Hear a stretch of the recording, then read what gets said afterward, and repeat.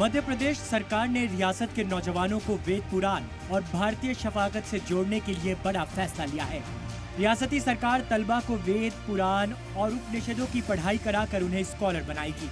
इसके लिए रियासत के सभी सरकारी कॉलेजों में इंडियन नॉलेज ट्रेडिशन सेल का कयाम अमल में लाया जाएगा।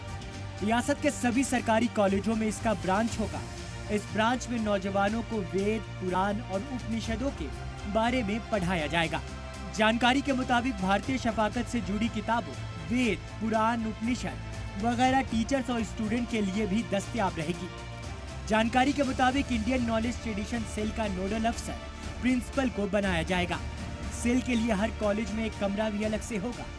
यूजी और पीजी के एक स्टूडेंट समेत कुल 4 लोग इस ब्रांच के रुकन होंगे।